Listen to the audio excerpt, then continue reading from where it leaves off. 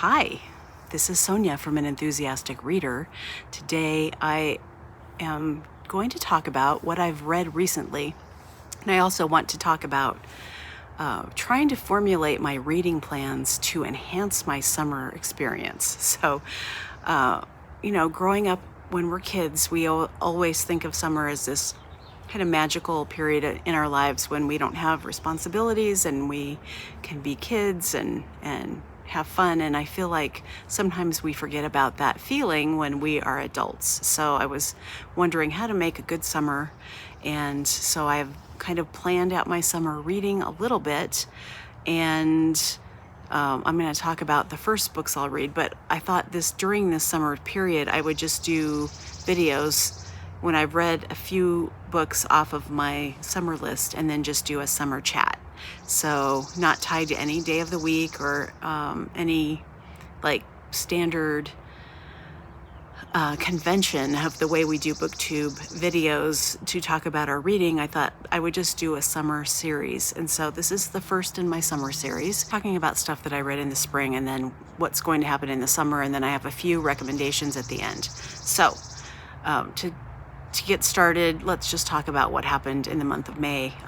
We've had more rain in May here in Colorado than we usually get over the course of months and months. So we've had probably 8 inches of rain. That's an incredible amount of rain. Our basement flooded and we had to pull out the carpet again. This is 3 years since the last basement disaster that we encountered. And so right now there are my husband's books and all of his stuff is just spread out throughout the house as we are trying to recover from this catastrophe. And I know a lot of people have much worse weather-related catastrophes, so I'm not trying to make it more than it is, but it has been very stressful. So I did read a lot of books despite that. That's one of the reasons I haven't made many videos. But let's talk about what I did read. I'm not going to go into a lot of depth. I don't remember the characters' names of these books. I'm going to give you a general outline and if I liked the book or not. So this isn't, these are definitely not reviews of books, but just more of kind of a summary of my experiences. So the first one I want to talk about was an ARC that I received called Fatherland, a Memoir of War, Conscience, and Family Secrets by Burkhard Bilger.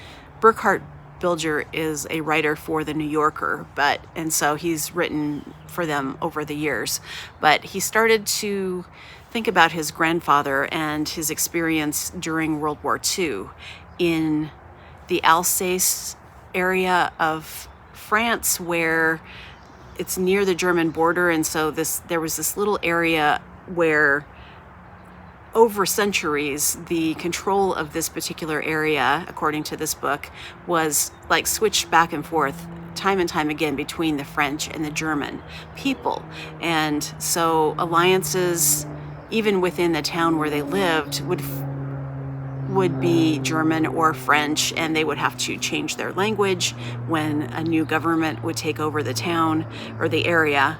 And so they're used to constantly kind of code switching, as it were, to fit with whatever government is in charge of the area. And so Bilger's grandfather was a school teacher, and then when World War II started and the Nazis took over France, he became kind of the overseer for the Nazis in the town. And so the questions Bilger is asking, and through his mother, he kind of goes back with her to interview people who lived in the town. His grandfather's long dead, to find out what kind of role and what kind of a person the grandfather was in terms of Nazi rule. And was he benevolent? Was he, cruel? Did he, and through the course of the interviews, then he forms an opinion about what the life of these people were like. And it was fascinating to me. I really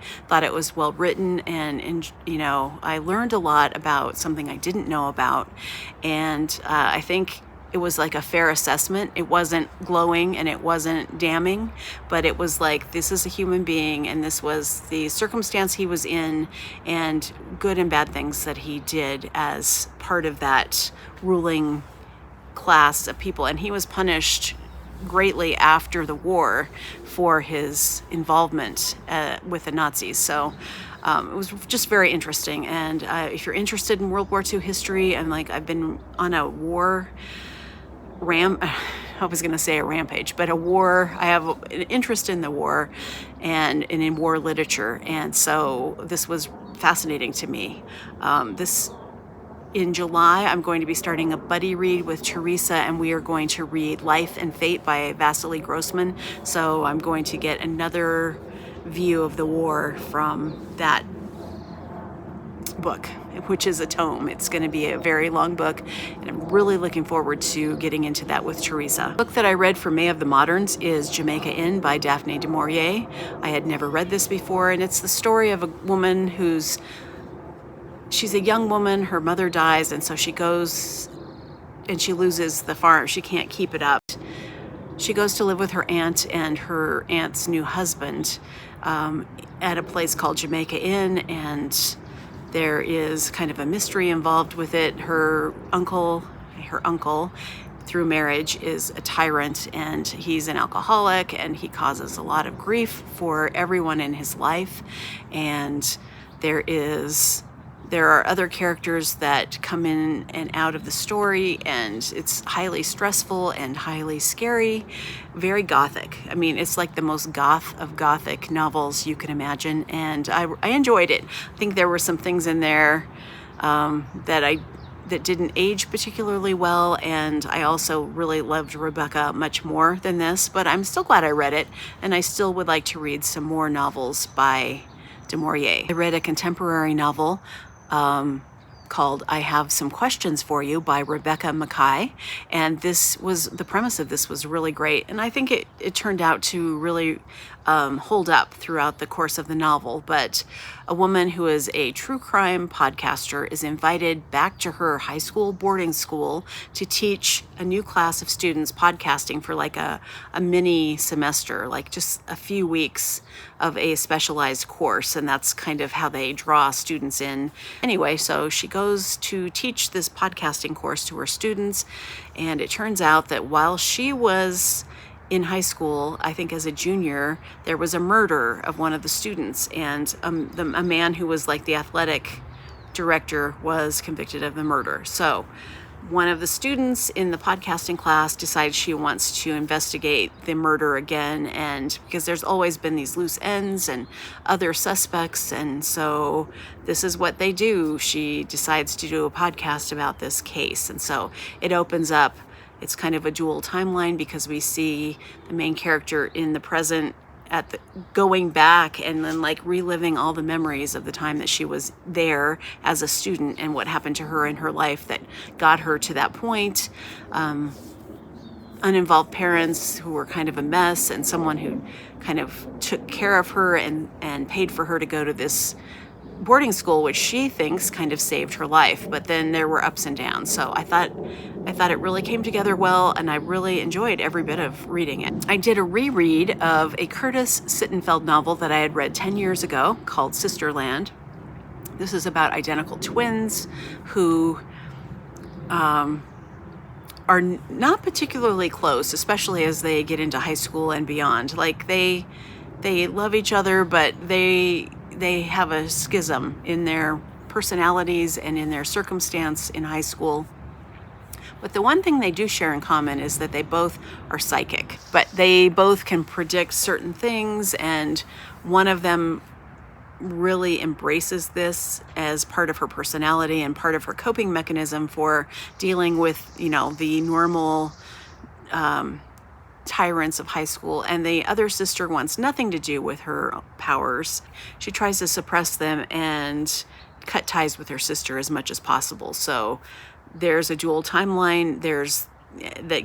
And it goes back and forth between the present, when the sister who wants nothing to do with her name's Daisy, she wants nothing to do with her powers, and she's married and has a child. No, she has 2 children, and then things happen, and her sister predicts that there will be an earthquake and Daisy herself, who has been repressing her psychic powers, knows the date that it's going to happen too, and the media gets involved. And so it was a really good, overall, it was a very good novel. I don't want to give anything away if you decide you want to read it, because there are a lot of plot twists that happen throughout the course of the book. On the whole, I really enjoyed it. I think I gave it 4 stars on a reread. I really like the way that Sittenfeld is able to create a world where you feel like you know the characters very well. Okay, I read with Sean, the book maniac. We did a buddy read of a book called Casualties of Peace by Edna O'Brien, and this is a novella, essentially, about a woman who is she seems very flighty and not serious, and kind of floating through life. She has a housemaid, and the housemaid's husband also live with her. So she says little things like the novella starts out with her having this nightmare of being murdered. And so I'm always kind of skeptical of books that start with dreams. I'm not a big dream person, but it actually gets incorporated pretty well into the story. So it was relevant, but it always kind of makes you wonder what's going to happen. I don't really like reading about dreams very much, unless, it's a particular kind of novel where it's really important that you know what the characters are dreaming about. But anyway, so the other plot point of the novella is that the housemaid, Patsy, is going to leave her husband. She has taken a lover and they want to run away together. And so, they do some dumb things, and her husband, his misogyny and his penchant for violence starts roiling up, and it starts boiling over. And so you're so scared about what's going to happen, because it's pretty obvious that something is going to happen, possibly to Patsy. So that's a stress point. And the other thing, sorry, Miller moth. The other thing is that the main character, I wish I could remember her name, is going to have an affair with a married man who happens to be Jamaican, and he's black. And so there's some racism. I feel like Edna O'Brien's trying to talk about racism. This book was published in 1966, so I think she was trying to make a statement. And definitely the character he's not subservient, or he is kind of domineering in the relationship, but he desperately wants to sleep with her and she doesn't want to. And so we've got that dynamic. All of this happens in about 130 pages, but all in all, I think it worked, but it didn't completely work. I gave it 3.5 stars on my Goodreads review, just because I couldn't quite get it to a 4 in terms of how well it came together. So I'm looking forward to seeing how O'Brien develops her writing talent over the years as we read these books chronologically. Okay. The last book I finished last night is called I Is Another by Jan Fosse. And this is the 3rd book in the series. It's called Septology because there are 9 parts. But they're in 3 volumes. So these were the second 3, and essentially it's one long novel. I don't know why they decided to publish it in 3 volumes. I think you could have just easily published it in one big volume. It's one long novel. It's a stream of consciousness, basically what's going on in the head of one singular character as he's an artist. He is thinking some very deep thoughts about his life, and he keeps slipping back into memory. And so it'll be in first person, and then all of a sudden, right in the middle of the paragraph, it slips back into third person as he speaks of himself and his mother and his father, and then his experience in school and how he met his doppelganger, who has the same name as he does, and also how he met his wife, and his desire to paint, and then his ambivalence towards painting, and art and what he wants for his life. So nothing really happens in these books, but they are fascinating. Just the way that they are written, and you just feel like you're almost in a trance or almost part of this ebb and flow of his thoughts. And they're very immersive, and I'm definitely going to read the last volume sometime this year. How I am approaching my summer reading. Laura Frey used to have a booktube channel, and she has a blog, and I'm going to leave a link to the blog here. And she was talking about on Twitter doing 20 books of summer, that everybody used to do these 20 books of summer, where you would choose 20 books and you would not deviate from the 20 books that you chose to read. And so she did a blog post about this. So I was thinking not to be as strict about it, but I kind of chose about 16 books that I definitely wanted to put on my list, including my book club books that I have to read for various, over the months of the summer. So those books are included that I know about. And also My Life and Fate by Vasily Grossman is definitely one of those books. So I just kind of have this very light structured reading for the summer. And so right now, what I'd like to read in June out of that structured list is I want to read The Animators by Kayla Ray Whitaker, which Priscilla from Evening Reader said in a recent video that she's read, I think she said 8 or 9 times. And I have her reading tastes and my reading tastes are kind of on the same plane. Like, if she likes something, I know I'm gonna like it, which I love about that. I love about her and the way that she talks about books, because we have a lot of similar